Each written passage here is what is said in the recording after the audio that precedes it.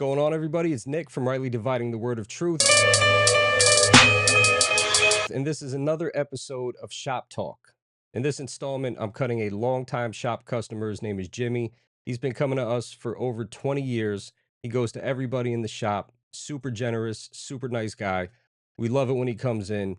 And during this haircut, we talk about prioritizing time for church. We talk about suffering loss. We talk about demons and deliverance. We talk about a whole bunch of stuff. So hopefully you guys enjoy it. God bless. That'll work. You helped her out. She helped you out. A little bit of both. Yeah. Where's he at? He's in Brick? Yeah, Carbones. Yeah. He's a nice guy. He's not. He's real big churchgoer, but Well, nobody But is until they are. right until they are. You don't judge them, right? Not at all.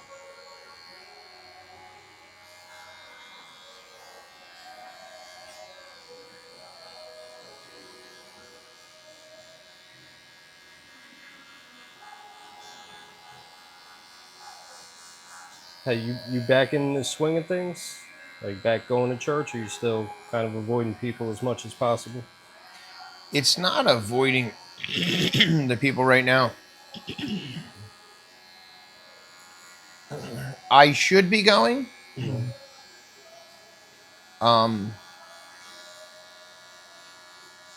It's between you and I. It's always my wife does so much for me all week long, and my kids and everything, like picking up slack and everything.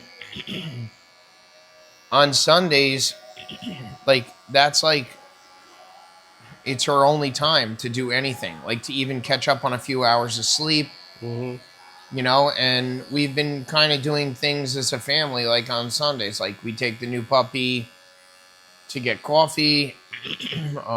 We go for walks, you know, and she kind of like always has this thing planned in her head. And every time I say, "Oh, let's go to church," like, you know, half the day's going to be gone. And then I don't, you know, I don't have the time. So like, I'm stuck in between that kind of like little bit of guilt because I'm not going, but I'm also trying to keep my, you know, keep everything at home. You keep your faith, right? Yeah. But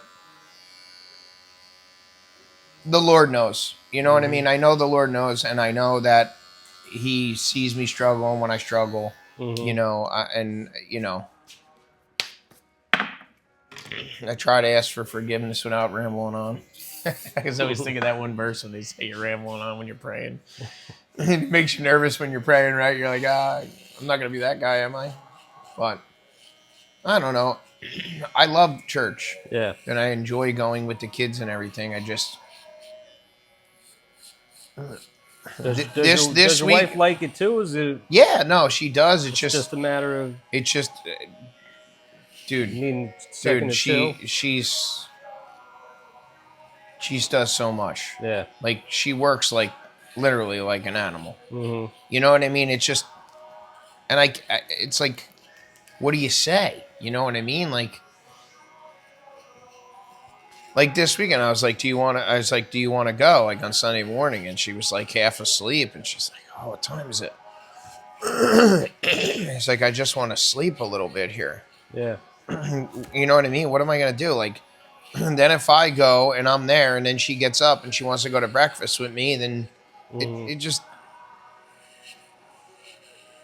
So, I mean... Trying to say my prayers is, you know, it's... Yeah. There's a lot of workarounds for that, though. What's that? I said there's a lot of workarounds for that. You guys could go on a Saturday evening. You could do a later service on a Sunday. Well, they have the early one and the later one. You know, we have, I think the first one's... I think what's the first one? 8, maybe? 8? Yeah, that's early. And the second one's what's probably... today, Wednesday? 10 or 11, the second one. Today's Tuesday.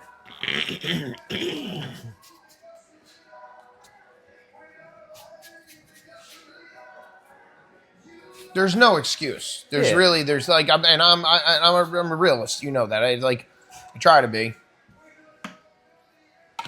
Just, I mean, here's what I've learned. I genuinely like the church that I go to. Yeah. It has a very good balance. That's good. The thing that I've learned over the past 20-something years is, you're never going to go wrong for putting God first. Like, No. you do that, everything else sorts itself out. So you start attending faithfully, you and the family, and you find out that God is going to make some time in other places for you to do the family stuff and without you even having to try. Especially if you guys like it and you're getting something out of it. Like, I think I'm just going to go, like, start going to the early one. And if she doesn't want to go, she doesn't have to go. Mm-hmm. I don't want her to feel guilty about it. I just want to take. But then she hits me with the, well, then everybody's up, I'm up. You know what I mean? And it's like, And then, yeah, come on. my kids don't want to go. My kids don't want to go to church, but you know what? If you're in the house, you're going. It's planting seed that might not see the fruit of it just now, but you will.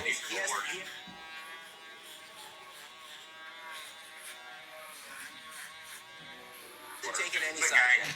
Congressman, he hasn't taken any side yet. All he's done is put a stay on the White House action here so that he can review their use of their novel use, frankly. Aaron's birthday's tomorrow. Oh, come on. is it? It refrains me from not beating the out of you right now because you ask me stupid questions. But since I'm on probation, I suppose that's improper to say as well. Glass of water with me. I do not have to have a driver's license.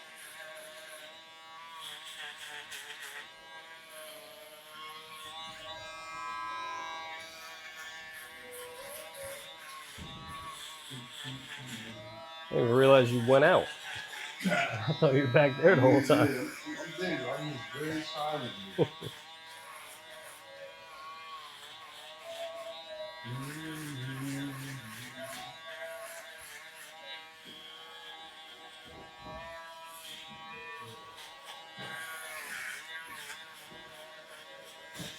This is the only coffee that gives me a jolt.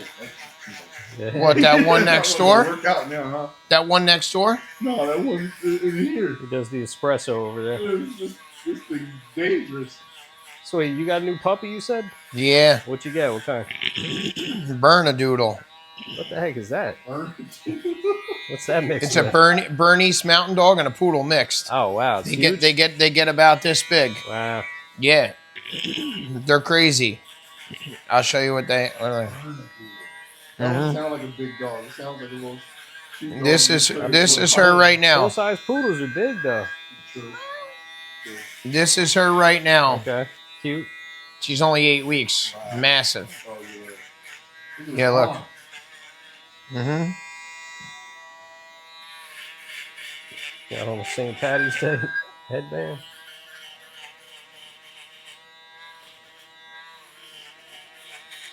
You have a Burmese something. It's on its way out there. Yeah. I think the lady across the street from me, she's got border collies, and she's constantly outside with the one. I think it's dying. Yeah, I think you just so border collies a little. They're not. I mean, they're not huge. They're like black and white, kind of long hair. Well, I think hers is dying because she's always outside with it. Yeah. But this dog flips out. It sees a person, it sees a car, it starts running and barking. Yeah. But it's like the bark ain't a bark. It's like a banshee's cry. That's what mine will look like when it's full grown. Yeah. They're cool looking dogs. And like when I tell you crazy smart, probably the most intelligent animal I've ever been around in my life. My friend Bob has one, and Mr. Wilson's his name. And this dog is super smart. Like he'll pull in the parking lot of my house, and the dog will be sitting on his hind legs with his paw out the passenger window. Like one of them dogs, just like chill, like it's a person. Like when you talk to it, it turns its head side to side like a human.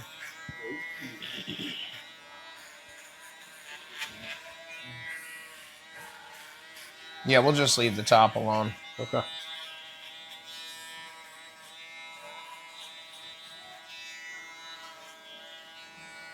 The beard length is good. We'll just shape it up a little. You got it.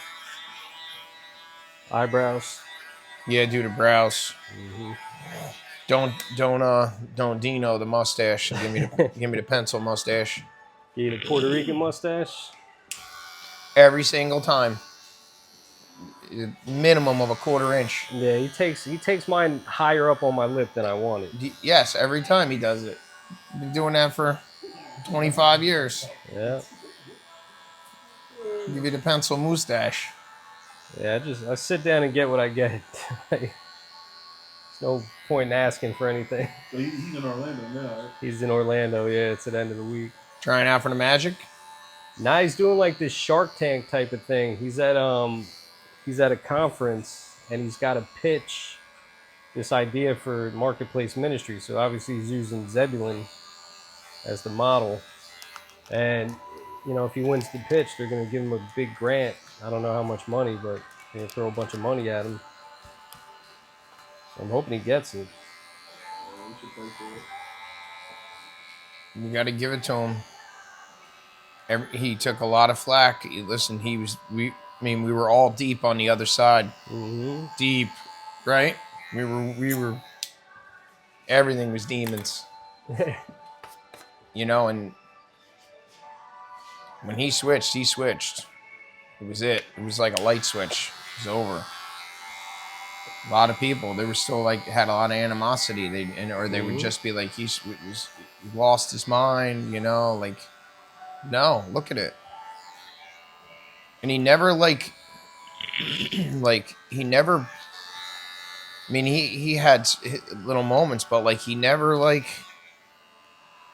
He just stayed true to the whole thing all the way through. Losing his wife, everything. Yeah. You know? That was crazy, right? Yeah, it was. You were around, right? Yeah, dude, I was with her a couple hours before it happened. They sent us down, me and our friend Damien, they sent us down to Sandy Cove in Northeast Maryland for a retreat, little weekend retreat. So we just get done with church. We go out to lunch.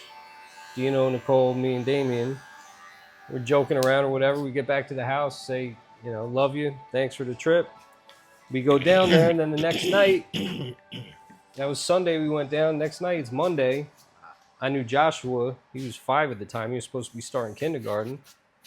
So I text Dino to see how his first day of school was. And he was like, yeah, I didn't want to bother you guys while you were down there, but yeah, Nicole had something, and you know they're saying she's brain dead, she's in the hospital, but we're believing for a miracle. And I was like, wait, what? I'm like, what do you mean? What are you talking about? So we start praying immediately, and then we came. She had back. like a seizure or something, right? What did it end up having? She had a thyroid storm, so she had a thyroid condition for years, and her doctor told her for years, go see an endocrinologist, And she kept putting it off. Then they went to her family reunion down in like North Carolina or South Carolina. Where's the Outer Banks? North? Yeah, so they went down to the Outer Banks. They had one of those mansions, you know, right on the beach. And it was a stressful trip because she ends up getting into it with like everyone in her family. So there's all this arguing and fighting, going back and forth, and you know she ends up getting a lot of stuff off her chest. And on the drive back, she's calling everybody and texting everybody, and you know forgiving them and asking forgiveness and whatever. And then they have these crazy conversations. She's talking about, you know, if I die, who would you marry and stuff like that. So it's almost like she knew. And then as soon as they got back, we had this event that the church we were cooking food for in that little square in Lakewood there.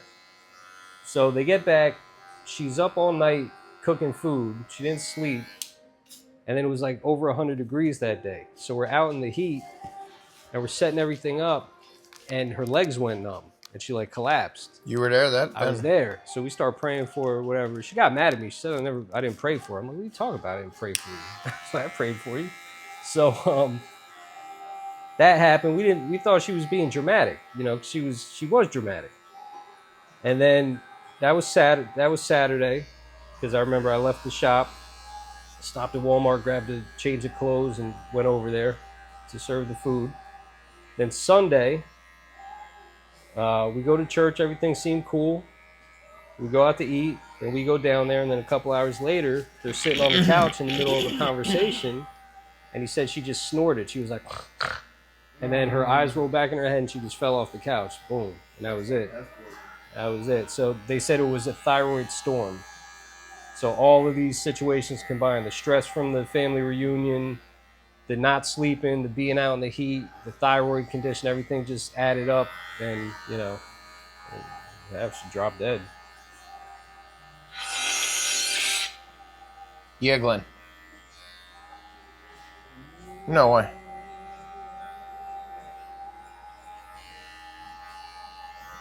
We were believing for a miracle, though, man. We didn't stop believing until had that open casket at the funeral. We expect her to pop out and start.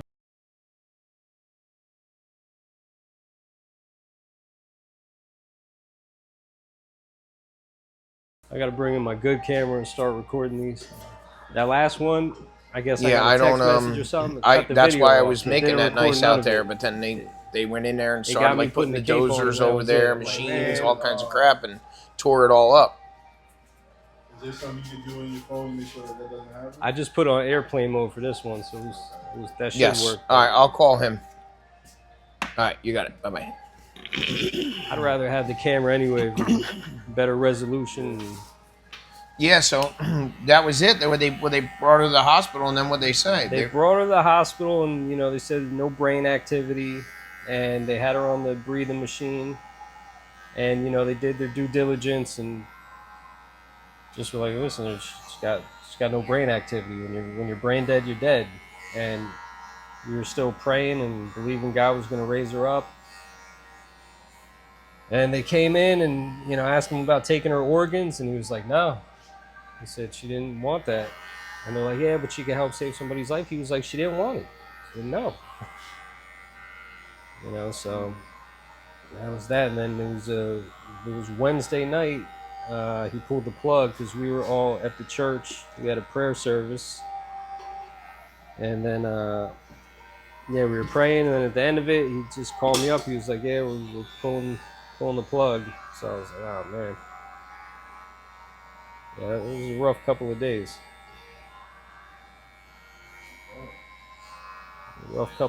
Then, you remember Janice that used to work here? So she did her hair for the funeral. So I go with them to the funeral home, and she's laying in the casket. She looked like she was sleeping. And I touched her. It was the first time ever actually touching a dead body. And like her forehead was just ice cold. It was the weirdest feeling ever. Because she didn't look like she was dead. There it comes. Morning. Mm-hmm.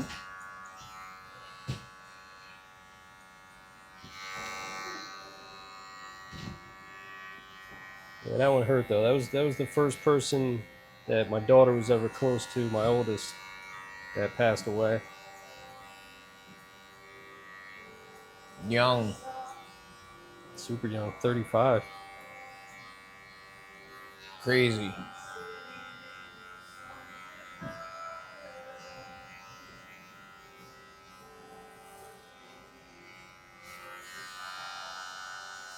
Yeah, talk about, somebody turning around real quick. I get my hair cut one week.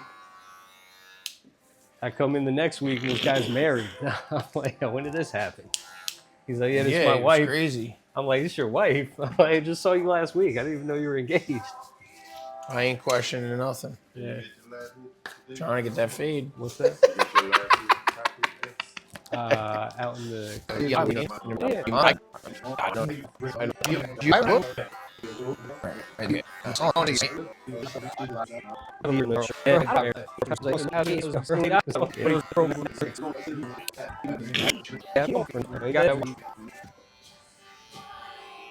So one of the guys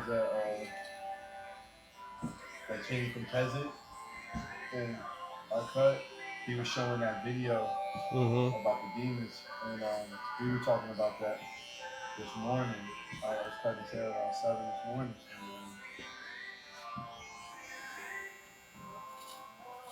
he was like, how do you feel about that?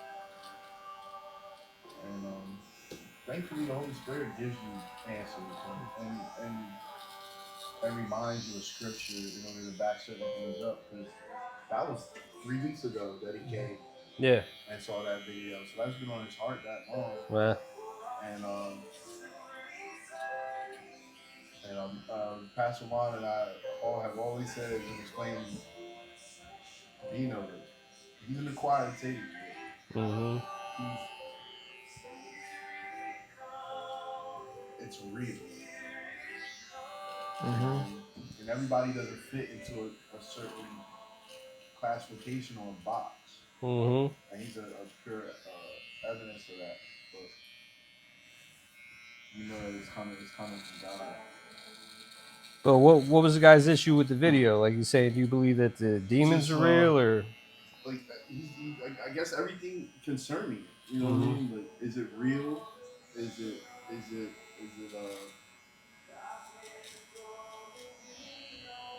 I guess I think that would be the overall conception would be, is it real? And so I refer to first and foremost Luke 8. mm-hmm. And then I think it's Matthew 13. But you know,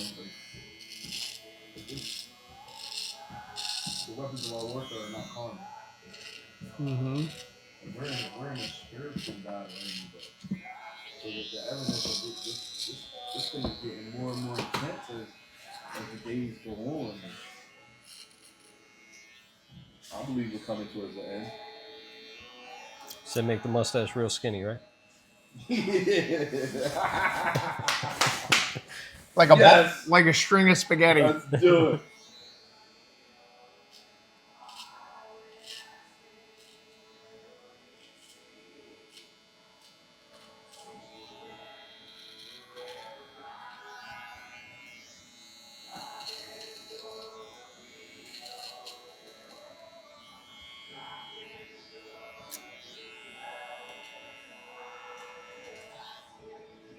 Yeah, I mean, I don't know, the demon stuff. Like I've been around it for so long.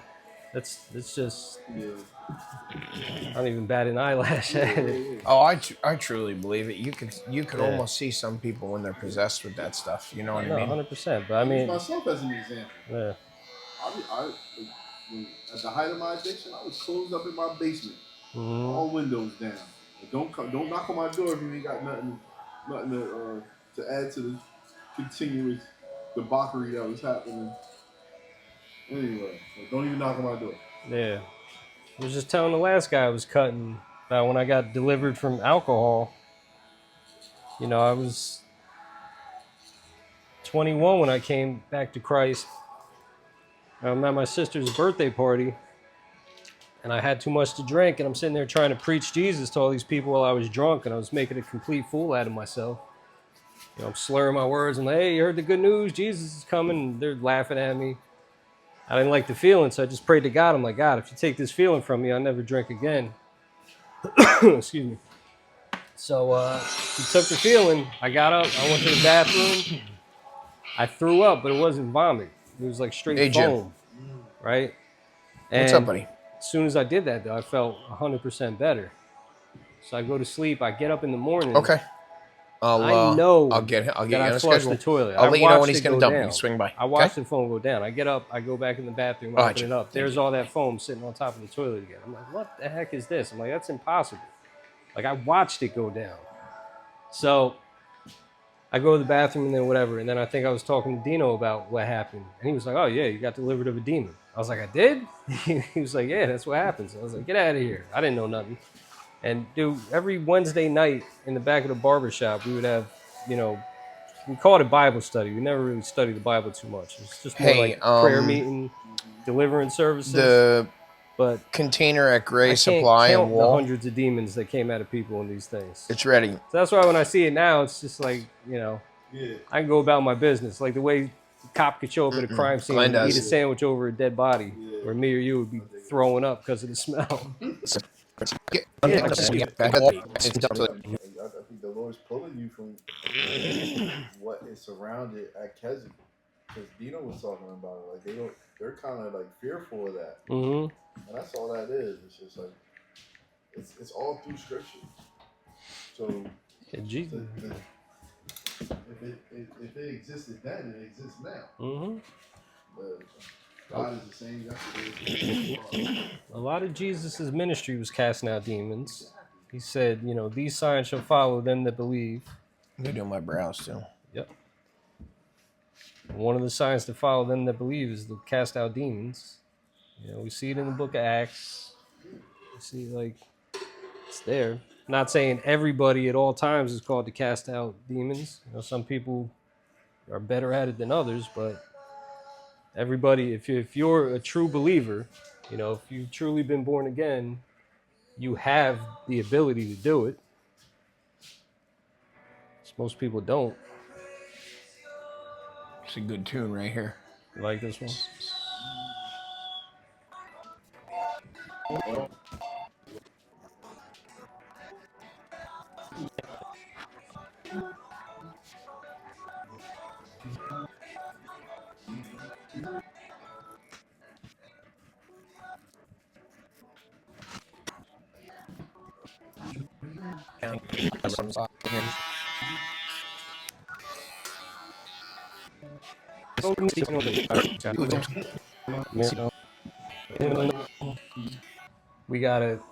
I got a call from the security company on Sunday saying that the back door alarm had gone off. They dispatched the cops. So that's $75 for the cops to show up here. They charge you for that. Yep. So Howell charges. Trust me, I get it all the time. Yeah. So I was mad because I'm thinking Steve left that door open after I told everybody make sure you close that door. What was it? Well, the door is. You see, well, here's the thing. Then I realized he left before us all on Saturday, so I couldn't even blame him. Remember, Steve left early on Saturday. So I'm like, I said, man, I can't even blame him. So what happens is the door is broke from when somebody tried to break in here. So the thing's not making contact with the thing. So because it came open, it like triggered the alarm, even though. So the door wasn't. When I go out there now, when I close it, I bump it. Yeah. You know what I mean? Because what I figured out is, like, you might think because you hear it closed that it's still closed, but it's not. It's not.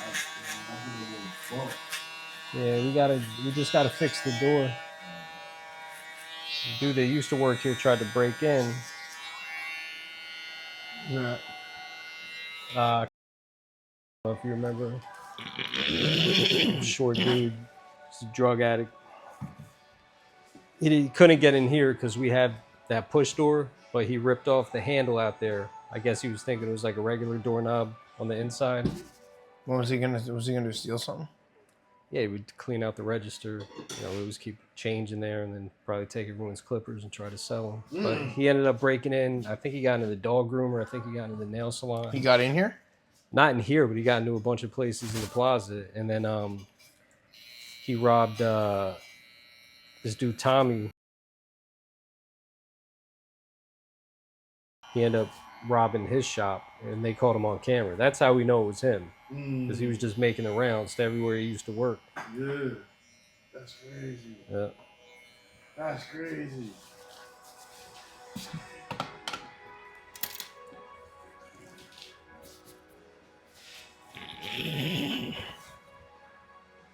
Hit me with the alcohol. Yes, sir. I'm doing 5 miles a day. Walking or running? Yeah, walking, Nice. jogging too. A little bit of running, not much. Gotta watch it with my everything. I tried to do some squats last night with just the 20-pound dumbbells. Start with your body, man. Bro, I pulled What something up? in my lower back. Yeah, exactly. I'm like, what the heck? I never did a squat in my life. I'm I'm just like, saying, this like, is terrible. start- You stretch. Yeah, I didn't stretch. Yeah. Nah, I just. You gotta stretch. My wife had the weights out. I grab them. So I throw them up like this. I tried to do a squat. I came up. I did like 2 or 3, and my lower back started hurting. I'm like, what the heck just happened?